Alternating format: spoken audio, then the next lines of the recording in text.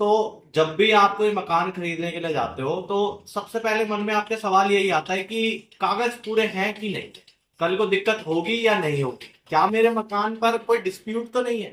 तो कुछ इन्हीं सवालों के साथ आज एक फरीदाबाद शहर के जाने माने बिल्डर और डीलर दिवांशु सैनी से बात करेंगे और ये जानेंगे कि एग्जैक्टली किन कागजों की जरूरत पड़ती है। तो सबसे पहला मेरा ये सवाल रहेगा कि अगर मैं मान लूं कि मैं प्रॉपर्टी खरीदने के लिए जा रहा हूँ, तो सबसे पहला कागज मेरे को कौन सा देखना चाहिए। विशाल जी, पहले तो मैं आपका नमस्कार करता हूँ। जी। आपके चैनल के थ्रू मेरे को आपने बहुत चीज़ अच्छी बात पूछने दी है, मुझे इस काबिल समझा। हम्म।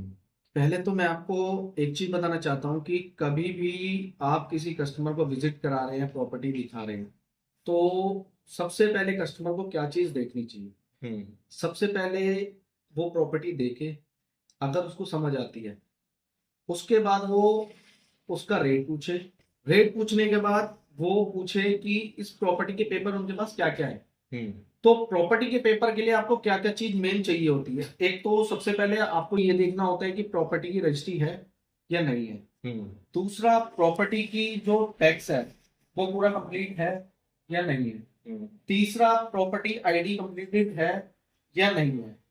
चौथा, प्रॉपर्टी की मोटेशन चढ़ी पड़ी है या नहीं है। अगर आपकी ये चारों चीज कंप्लीट है तो आपको प्रॉपर्टी में कैसी कोई प्रॉब्लम नहीं है। अगर प्रॉपर्टी में कोई भी पेपर आपका इनकम्प्लीट है हम्म। तो उसके लिए आपको कल को जैसे आप बैंक का लोन लेते हैं तो हम्म। वो लोन लेने में आपको उसमें दिक्कत आएगी। तो मतलब कि मैं सोच रहा हूँ कि मेरी जो ऑडियंस आपको देख रही है वो पेन और पेपर लेकर के बैठी होगी। चार चीज एक बार दोबारा रिपीट कर दो सिर्फ। प्रॉपर्टी के पेपर, प्रॉपर्टी के पेपर, प्रॉपर्टी की मोटेशन, कोटेशन, प्रॉपर्टी का हाउस टैक्स प्रॉपर्टी का हाउस और टैक्स, प्रॉपर्टी आईडी, प्रॉपर्टी आई जो फरीदाबाद एनसीआर में मायने करती है। जो दिल्ली एनसीआर में मायने करते हैं, है ना।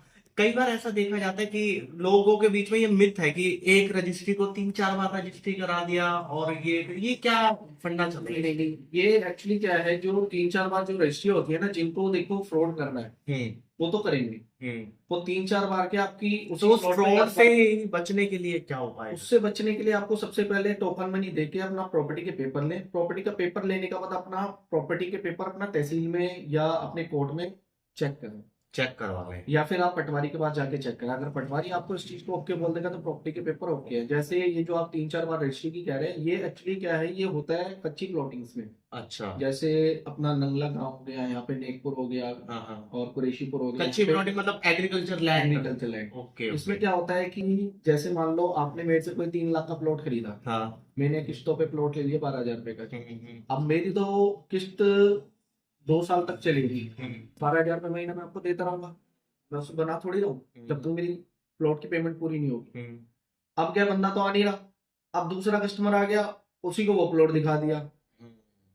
उससे भी 3 लाख रुपए ले लिए। तो ये जो गड़बड़ियां हो रही है ना, ये कच्ची प्लॉटिंग में हो रही है। ये अच्छा। क्यों हो रही है? क्योंकि कच्ची प्लॉटिंग में भी रजिस्ट्रियां सरकार ने खोली नहीं है।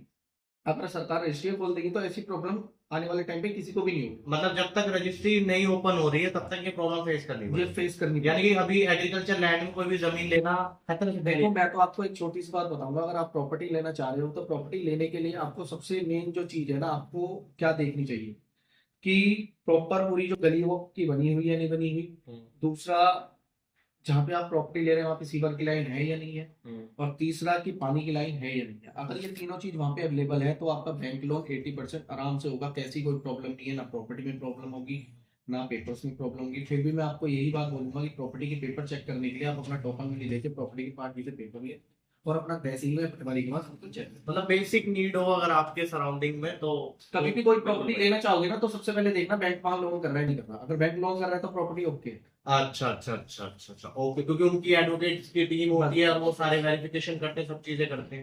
ये सब देखो, बैंकर जो होता है ना, वो एक एक चीज को तफ्तीश करता है, हम्म। एक एक पेपर देखता है, एक एक चीज करता है। और बैंक का लोन भी ऐसा नहीं है कि आपको 2-3 दिन में हो जाएगा। बैंक का लोन का प्रोसेस भी 1 से 1.5 महीने चलता है। बिल्कुल बिल्कुल। और जब बैंक 1-1.5 महीना पूरी तफ्तीश करके लोन कर दिए तो समझ लो प्रॉपर्टी होती है। तो मैं यही बोलना चाहूंगा कि किसी भी कस्टमर को अगर कोई प्रॉपर्टी लेनी हो वो ऐसी जगह ले जहाँ पे बैंक का लोन हो, पक्की गली हो, पक्का रोड हो, पक्की सीवर लाइन हो, पक्की पानी की लाइन हो, वहाँ पे लेने में बेनिफिट है। बाकी मैं आपको यही बोलूंगा कि कच्ची प्लॉटिंग में भूल के भी मत जाना, क्योंकि कच्ची प्लॉटिंग आपको बिल्कुल धोखा ही देगी, आपके पैसे हाँ। चलो ये तो बात रही कि प्रॉपर्टी के पेपर्स कैसे देखने चाहिए, प्रॉपर्टी लेने से पहले क्या क्या चीज सोचनी चाहिए। दिवांशु भाई आपसे कोई कनेक्ट करना चाहेगा, और कहाँ पर आप प्लॉटिंग करते देखो, हैं? मेरे से जो कनेक्ट करना चाहेंगे तो हमारा ऑफिस है, इसका नाम है Shri Shyam builders and developers. और हम जो हमारा जो ऑफिस है वो नंगला रोड पे है, मेन गाजीपुर रोड पे, नंगला के पार्ट 2। बाकी हमारा भी जो काम है, हम क्या करते हैं कि अपना कोई भी प्लॉट परचेज करा, उसमें जैसे मान लो हमने 100 गज का मकान लिया तो उसमें हम 2 मकान बना के कंस्ट्रक्शन करके होम लोन कच्ची में पक्की में? पक्के में पक्के में, हाँ पक्के में।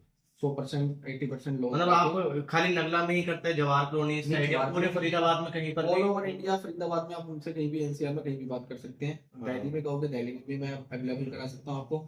बाकी हमारे एक मिलने वाले भाई हैं, उनका दिल्ली में ऑफिस है, उन्होंने एक अपना प्रोजेक्ट चालू करा देहरादून में। अगर आप देहरादून में भी चाहते हैं, मतलब दिल्ली, देहरादून, फरीदाबाद, अगर किसी को इन्वेस्टमेंट या प्रॉपर्टी रेजिडेंस के लिए चाहिए तो एक बार आपसे कांटेक्ट करते हैं तो आप बढ़िया दे देंगे। बिल्कुल बिल्कुल। बाकी वैसे जो मेन हमारा काम है वो नंगला में और जवाहर में है। बाकी अगर कोई कस्टमर बोलता है हमें ये लोकेशन नहीं समझ आ रही, अगर उन बंदों को इन्वेस्टमेंट करनी है तो हमारी एक प्रोजेक्ट स्टार्ट हो रहा है देहरादून में।